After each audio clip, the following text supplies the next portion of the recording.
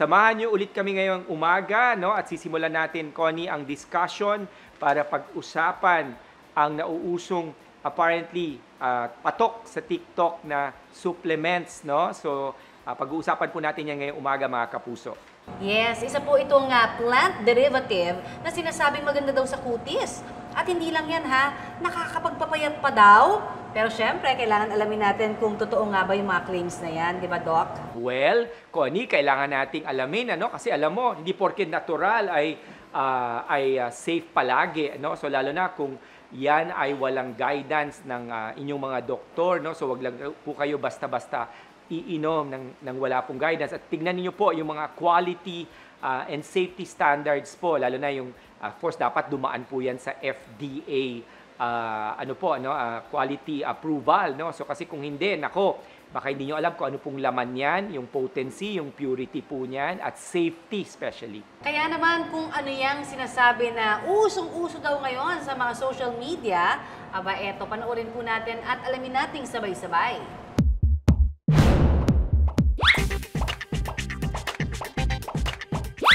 Hindi lang daw dance challenge. Okay, class. Magbigay ng iba't ibang uri ng hayop. Ay, ako po ma'am, ako po. Okay, very good. What else? Ma, may project ako, ma. Basta, hanapin mo yung Ano kasi? Mga funny skit at DIY ideas ang trending ngayon sa TikTok. Kundi pati ang isang wonder supplement. Hindi ka lang daw papayat, kundi puputi pa. Bukod dito marami pa raw itong health benefits. Ang tanong, ligtas nga ba ito gamitin? Nauuso ngayon ang tinatawag na liquid chlorophyll. Isa po itong uri ng supplement na mula sa chlorophyll. O yung bang pigment na siyang nagbibigay ng lunti ang kulay sa mga halaman. Pinoproseso ito at ginagawang likido na siyang inihahalo sa tubig at iniinom. Ayon kasi sa mga pagsusuri sa ibang bansa, ang chlorophyll ay isang mabisang antioxidant na makapagbibigay raw ng iba't ibang health benefits. At nakakapagpapayat din. Ang 51 years old na si Myra at ang kanyang asawa dati raw sakitin. Nagsimula kaming gumamit 2005 pa. Yung husband ko is may high blood. Ako naman ay may severe asthma. So, yun yung dahilan. Pero nang simulan ang pag-inom ng liquid chlorophyll, nakaramdam daw sila ng magandang epekto. Ang unang nag-interesado yung asawa ko dahil nga meron siyang maintenance sa okay naman sa kanya. Sabi nila okay naman sa asthma. Kaya tinry ko nang gamitin. And yung severe asthma ko na yun, na nakuha ko when I was already yung adult, nawala na completely. Ang pag-inom ng liquid chlorophyll, sinasabayan din daw ni Myra ng healthy lifestyle. Kumakain daw siya ng masusustansya. At regular na nag-eehersisyo.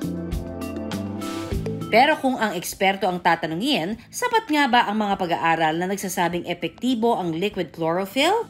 Sa ngayon, nakikita natin may mga ilang reports na nagsasabi na maaari itong mag-cause ng gastrointestinal symptoms tulad ng pagtatae, pagiging constipated, at may mga ilang case reports din na nagsasabi na pag ito ay pinakit sa balat, nagkakaroon ng iba ng allergic reactions, pangangati, at yung iba ay paglalapan ng sunburn. So ito yung mga pangunahing symptoms na nakikita natin na maaaring maging side effect ng pag-inom ng chlorophyll in terms of a supplement. At on the other hand naman, sa mga toxicity studies, may mga ilang reports mula sa Oregon State University na ito ay hindi nakakasama sa liver. Ngunit, tandaan natin na itong mga studies ito ay ginawa sa mga small clinical trials pa lamang.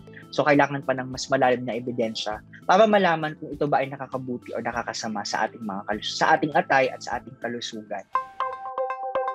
May kamahalan ang presyo ng liquid chlorophyll, halos 1,000 piso kada bote. Ang chlorophyll, pwede rin naman daw makuha kung kakain ng green leafy vegetables. Katunayan, ang kada cup ng spinach mayroong taglay na 24 mg ng chlorophyll. Ang isang cup naman ng malunggay leaves, 256 mg naman ang liquid chlorophyll na taglay. Oo nga't di hamak na mas kaunti sa 4 grams na taglay ng kada bote ng liquid chlorophyll. Pero, pwede na rin lalo't kung palagi naman kumakain ng green leafy vegetables. Hindi mapapalitan ng pag-inom ng liquid chlorophyll ang dapat pagkonsumo ng prutas at gulay. Ang pagkonsumo ng prutas at gulay ay magbibigay pa sa atin ng napakadami pang nutrients bukod sa chlorophyll, tulad ng iba't ibang mga vitamina, mineral, fiber at antioxidants. Mahalagang isipin na ang pagkonsumo ng supplements ay dapat lamang gawin sa ilalim ng patnubay ng isang doktor o isang medical care provider. Ang pag-inom ng liquid chlorophyll, sinasabing nakapagpapaganda rin ng kutis. Kagaya na lamang daw ng epekto nito sa mga halaman na kapag maganda ang supply ng chlorophyll, blooming din at matingkad ang pagkaberde ng mga dahon. Ano naman kaya ang masasabi rito ng ating resident dermatologist na si Dr. Jean Marquez? Ang chlorophyll daw ay nakakatulong sa acne, no? Nakita naman nila na kahit papano ito'y nag-improve, no? Kumpara sa by using phototherapy, no? Yung isang side ginamitan ng chlorophyll na pamahid at yung isa naman ay phototherapy, at then ginawa nila is to combine naman both phototherapy with chlorophyll, no? Sinasabi nga na kailangan pa ng mas masusing pag-aaral para masabi na ito talaga ay isang gamot para sa acne. Hindi lahat ng napapanood sa social media ay dapat gayahin. Iba-ibang ating sitwasyon at mga pangangailangan, lalo na pagdating sa kalusugan. Kaya't laging tandaan, bago sumubok ng anumang gamot o supplement, mainam na kumonsulta muna sa inyong doktor para masigurong ligtas ang inyong kalusugan. At hindi lang basta makiuso at sumunod sa kung ano-anong trending.